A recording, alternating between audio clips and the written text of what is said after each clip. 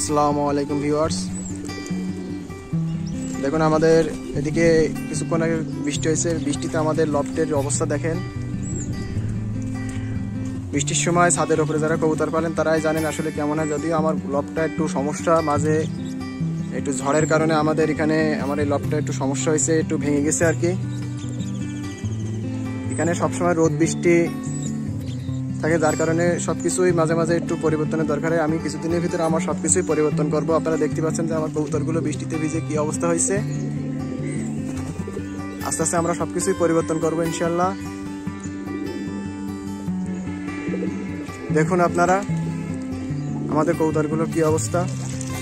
এই যে আমি পানি নিচ্ছি, আমি একটু পরিষ্কার করে দিচ্ছি যাতে ছাদের উপরে যে মলগুলো থাকে সেগুলো দ্রুত পরিষ্কার হয়ে যায়, যার কারণে একটু পানি মেরে দিচ্ছি আর কি। দেখুন কবুতরগুলো কি অবস্থা। আপনারা দোয়া করবেন যাতে খুব দ্রুত আমরা আমাদের লফটের অবস্থা পরিবর্তন করতে পারি। দেখুন দেখুন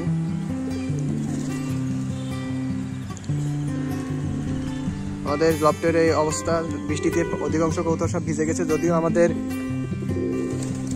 বাচ্চাগুলোর বিশেষ কোনো পরিবর্তন হয় নাই, এর ভিতরে কোনো সমস্যা হয় নাই। আমরা এখানে কোনো পানি ঢোকে না, এমনি আগে থেকেই ঠিক করা ছিল, যার কারণে পানি ঢুকে নাই। দেখুন আমাদের এখানে ডিম আছে। দেখুন আমাদের অধিকাংশ কবুতরের কোলে এখন ডিম আছে। যারা পেয়ার নিছিল তারা সবাই ডিম দিছে। দেখুন ওখানে আমাদের একটি রেসার জোড়ার কোলে এরকম ডিম আছে। আমাদের এখানে ভিতরে একটি দেশি জোড়া আছে, তার কোলেও ডিম আছে। তো আমরা আস্তে আস্তে আমাদের কবুতরগুলো সব ব্রিডিংয়ে দিচ্ছি। এখন সিজনটা ডিম বাচ্চা করার একটা ভালো সিজন। আমাদের এগুলো সব আস্তে আস্তে আমরা পরিবর্তন করব। একটু নোংরা হয়েছে, ইনশাল্লাহ আমরা সব বৃষ্টির কারণে একটু সমস্যা দেখা দিচ্ছে, আমরা সব কিছু ইনশাল্লাহ পরিবর্তন করে ফেলাবো। দেখুন আমাদের কবুতরগুলো বৃষ্টির মাঝেও তারা কত অ্যাক্টিভ থাকে। এগুলো সাধারণত খাবারের মান উন্নয়ন করলে এবং খাবার সুন্দরভাবে দিলে কবুতর সব সিজনে আপনার অ্যাক্টিভ থাকবে। দেখুন দেখুন আমাদের লফটের এই পাশের যে সিচুয়েশনটা আমরা এখনও আপনাদের আগের ভিডিওতে বলছি, আপনারা আমাদের প্রথম ভিডিওটি দেখে আসতে পারেন। আপনারা দেখুন যে এখানে একটু সমস্যা হয়েছে, কিছুদিনের ভিতরে আমরা এটা পরিবর্তন করে ফেলাবো। এই পাশের এটা আমরা ভেঙে দেবো, ভেঙে দিয়ে এখানে আরেকটি নতুন সুন্দর একটা ঘর তৈরি করব, যাতে বৃষ্টির সময় ঝড়ের সময় কোনো সমস্যা না হয়। দেখুন আমাদের কবুতরগুলো এখানে কিছু বুনো কবুতর, একটি রেসার কবুতর নিচে আছে। এগুলো সব কিছু আমরা ঠিক করে ফেলবো আস্তে আস্তে। আরও অনেক সুন্দর ভিডিও করে আপনাদের সুন্দরভাবে দেখানোর চেষ্টা করবো ইনশাআল্লাহ।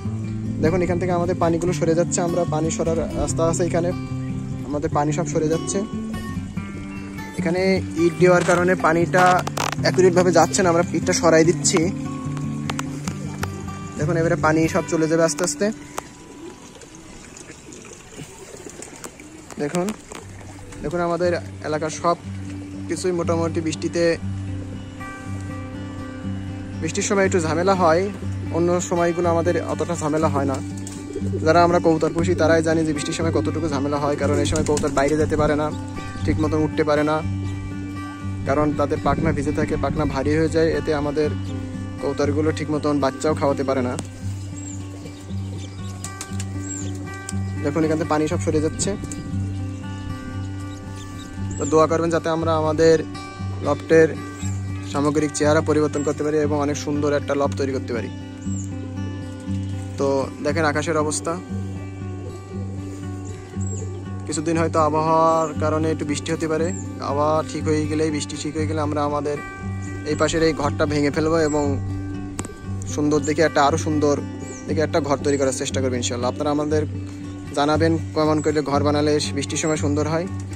আপনারা আমাদের কমেন্ট বক্সে সব কিছু জানাবেন, আমাদের ইনফরমেশান দিবেন। ইনশাআল্লাহ আমরা সেভাবে করার চেষ্টা করব, আপনাদের দেখানোর জন্য যতটুকু ভালো করা যায় ইনশাআল্লাহ আমরা করার চেষ্টা করব। তো ভালো থাকুন, আসসালামু আলাইকুম।